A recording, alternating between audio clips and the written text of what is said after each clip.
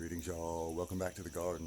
Well, it's the first week of May here in North Florida, and it's been hot for a while now, so I figured it'd be a great time to get some of our warm weather crops in the ground, and that usually means good old-fashioned sweet potatoes. So join me in this episode. I'll show you how to make some sweet potato slips for using just a normal store-bought potato, how to transplant them into the ground, and I'll also kind of compare those to our white potatoes we started a few weeks ago in a container in the trash can tater project, so we can kind of compare and contrast the ways you might grow the two different types of potatoes, the conditions they like, and hopefully we can kind of compare the results to soil-grown versus container-grown as well. So join me in this episode. It'll be kind of a fun, quick, little easy episode you can do with your family, and tons of fun, and with any luck, you'll get tons and tons of taters out of it at the end, which is always a good thing.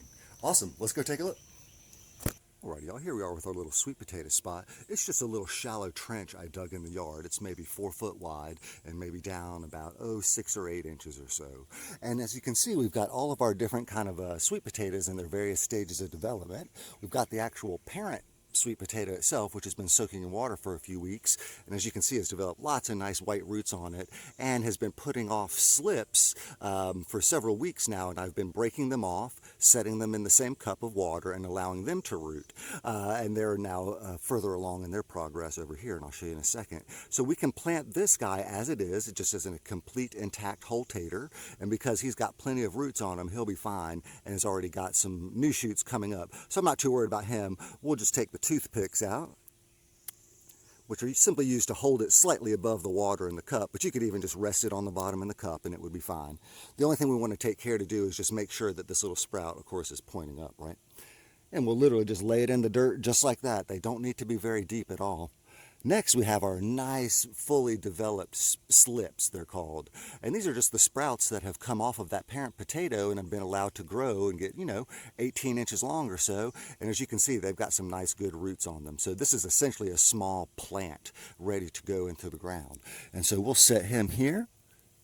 We got another one that's about in the same stage of development, essentially a small sweet potato plant with stem, leaves, roots, the whole nine. And now here's a little bit younger ones, right? These were slips that were broken off a little bit more recently. But as you can see, get the focus here, they do have some roots on them, right? They've got little shark tooth looking roots coming off right there. They're nice and healthy and white. And even this guy has some roots coming off of it. You could choose to leave these in the water a bit longer if you like and let them develop more roots, or you can just go ahead and put them in the ground now. Once they have some roots on them, they'll be fine and can handle being in the soil. So we'll put the less developed ones over to the right side, like that. Awesome. So now we have our sweet potatoes, all in slightly different stages of development. We've got the whole tater put over here on the far left with roots, thanks to it sitting in water for a few weeks, and it's got just natural sprouts coming off of it. We've got more mature sprouts called slips that have nice little bunches of roots at the base, and then we've got these little bit younger slips, which are the same thing. They're just maybe a week or so behind this guy, but they also have roots at their base, so I'm confident that they'll do well in here. As you can see, the soil is nothing special, right? It's not pure sugar sand, but it's also not black gold either. So it's just kind of gray and meh.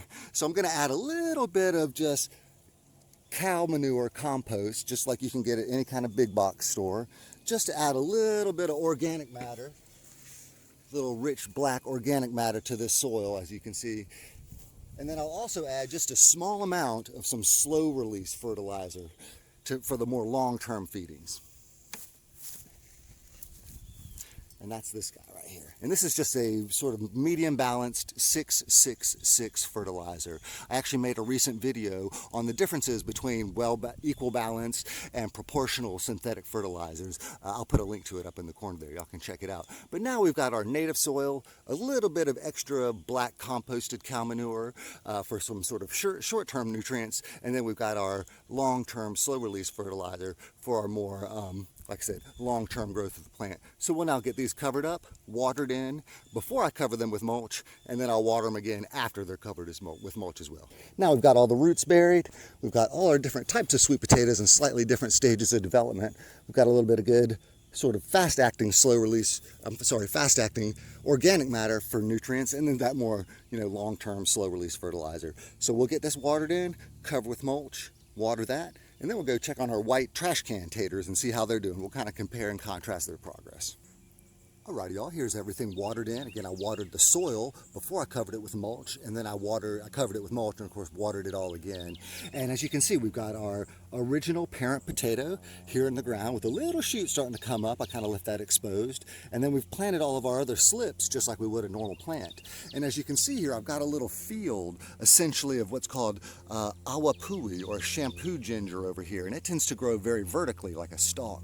And the sweet potatoes will run horizontally beneath it. So it should be a good little combination. And as the summer goes on and we head in towards the early fall, these will get very tall and put out a little spike at their base with what looks like a little red pine cone on it. And it will have little small white flowers. And when you squeeze that cone looking structure, this clear gel will come out. It looks sort of like thin aloe vera. And that's the shampoo you hear about in shampoo ginger. It's also called awapui. And that's different from the edible ginger like galangal that you get in the grocery store, which looks identical above ground, except it makes a flower at the top, a little collection of real pretty, real sweet smelling white flowers.